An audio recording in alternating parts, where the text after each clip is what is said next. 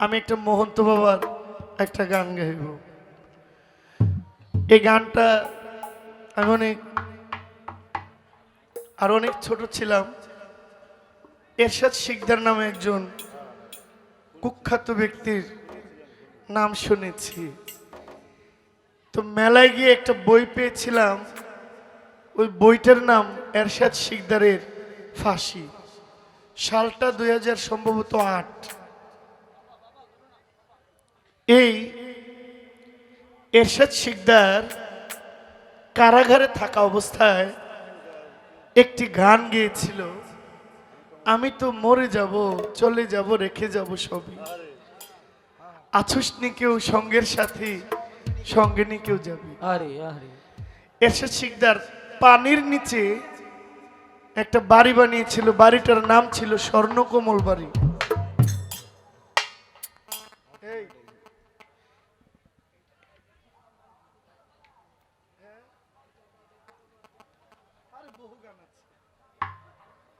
আচ্ছা আচ্ছা, যেই মিস্ত্রিরা এরশাদ শিকদারের সেই স্বর্ণকমল বাড়িটা তৈরি করেছিল, দীর্ঘদিন ধরে এই বাড়ির মধ্যে তাদেরকে শেষবারের মতো খুব ভালো আদর আপ্যায়ন করে খাওয়াইয়া এরশাদ শিকদার তাদেরকে হত্যা করে ফেলেছে, মেরে ফেলেছে। এই বাড়ির ঠিকানা যেন কেউ না জানে, যারা মিস্ত্রি ছিল তাদেরকে মেরে ফেলেছে।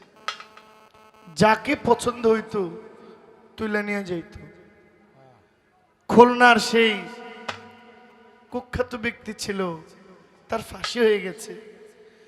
অবশ্য তার ফাঁসি হয়েছে তার নিজের কাছের লোকের সাক্ষী প্রমাণে।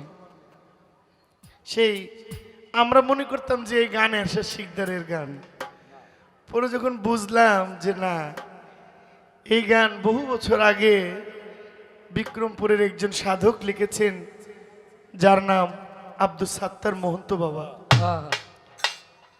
সেই মহন্ত বাবার লেখা সেই গানটা আমি গাইছি।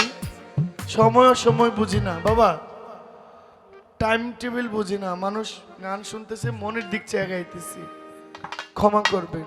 যদি সিরিয়াল ভঙ্গ হয় আমি ক্ষমা চাই।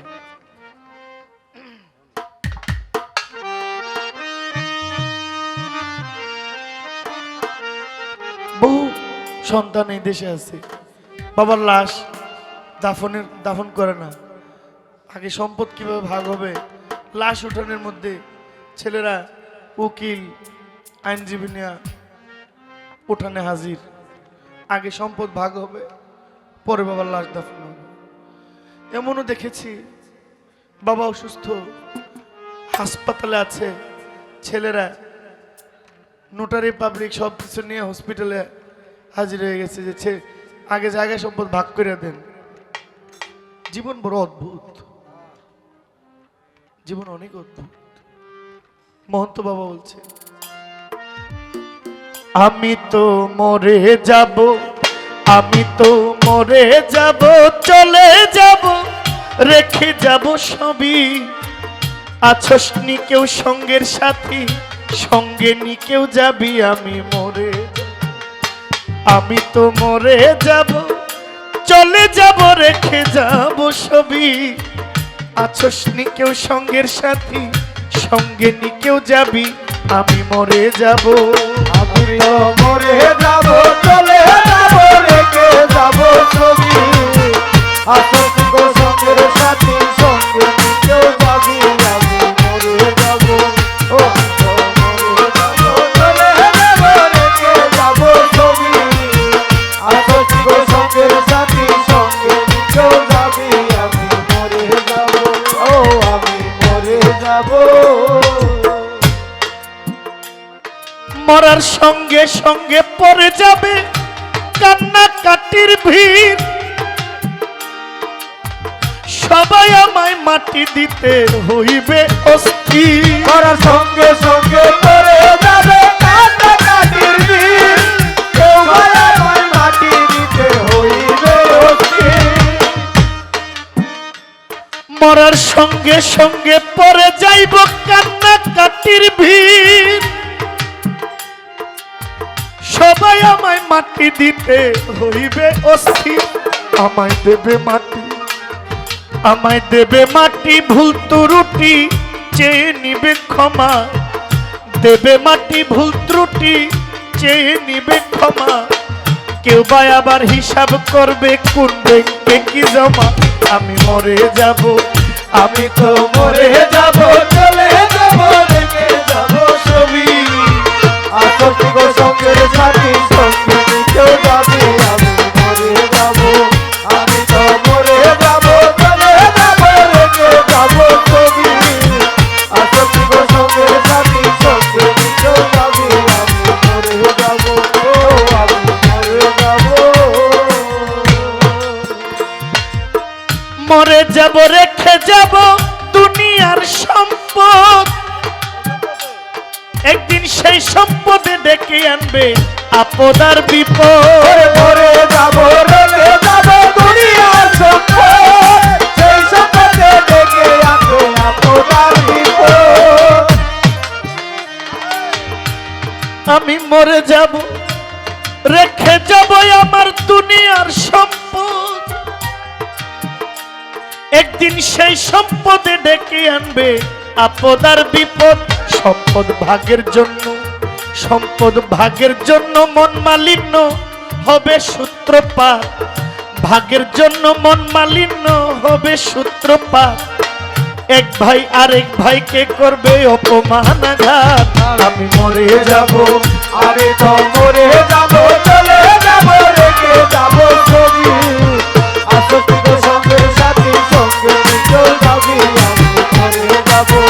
আমি তো মরে যাব, চলে যাব রেখে যাব ছবি। আসক্তি গো সঙ্গের সাথী সঙ্গে কেউ যাবে আমি মরে যাব। আমি তো মরে যাব, চলে যাব রেখে যাব ছবি। আসক্তি গো সঙ্গের সাথী সঙ্গে কেউ যাবে আমি মরে যাব। আমি মরে যাব। ভালো মন্দ উপার্জনে গড়াই এই সংসার। পাপ পূর্ণের ধার ধারে না সবাই অংশীদার। ভালো মন্দ উপার্জনায় গড়ে সংসার। পুণ্যের দ্বার দ্বারে না শুধু অংশীদার। নিজামুদ্দিন আউলিয়া, আপনার নাম শুনেছেন না? লম্বা ঘটনা। আমি দেখছি আমাদের মাননীয় অতিথি উনি খুব মনোযোগ দিয়ে গান শুনছেন, সাথে গাইছেন। খুব ভালো লেগেছে, অন্তত গানের মানুষ। এই জন্য কথাটা পরে এক সময় বলবো, গানটা করি। ভালো মন্দ উপার্জনে গড়াই এই সংসার। আমার পাপ পূর্ণের ধার ধারে না সবাই অংশীদার। আমি মরার পরে, আমি মরার পরে কবরে দিবে আমার পাপের সাজা। মরার পর কবরে দিবে আমার পাপের সাজা। অনন্তকাল বইতে হবে আমার পাপের বোঝায়। আমি মরে যাব, আমি তো মরে যাব, চলে যাব রেখে যাব ছবি। আসক্তি গো সঙ্গের সাথী সঙ্গে কেউ যাবে আমি মরে যাব। আমি তো মরে যাব, চলে যাব রেখে যাব ছবি। আসক্তি গো সঙ্গের সাথী সঙ্গে কেউ যাবে আমি মরে যাব। আমি মরে যাব। গানের ছন্দে মনানন্দে মাথা ঝুঁকাও তালে। বুঝলে না জীবন্ত মানুষ কোরআনে কি বলে। গানের সঙ্গে মনানন্দে মাথা ঘুরাও তালে। বুঝলি না কি অন্তর মানুষ গায়কে কি বলে। গানের ছন্দে, গানের ছন্দে মনানন্দে পাগলা মাথা ঝুঁকাও তালে। বুঝলে না জীবন্ত মানুষ গায়কে কি বলে। তোমার হাতে ধরি, তোমার হাতে ধরি, পায়ে পড়ি বেঁধে লও সামান। হাতে ধরি পায়ে পড়ি বেঁধে লও সামান। বাবা মহন্ত কই পার ঘাটাতে ভয়ঙ্কর নিদান। আমি মরে যাব, আমি তো মরে যাব, চলে যাব রেখে যাব ছবি। আসক্তি গো সঙ্গের সাথী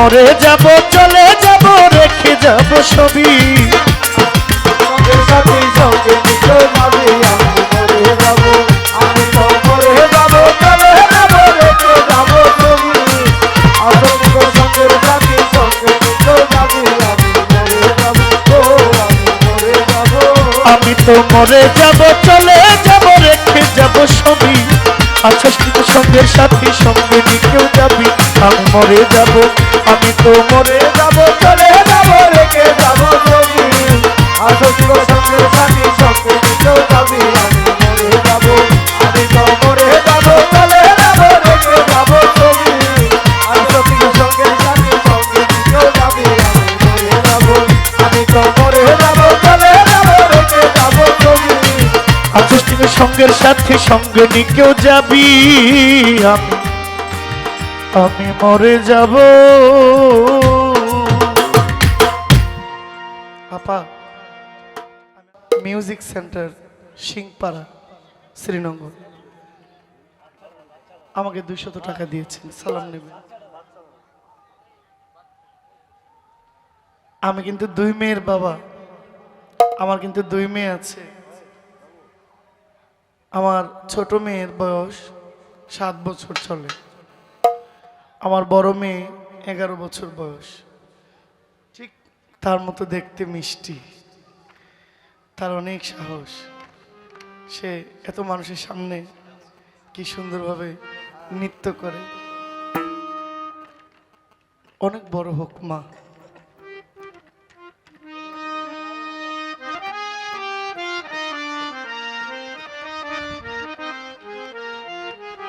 বিচ্ছিন্ন গান আসসালামু আলাইকুম।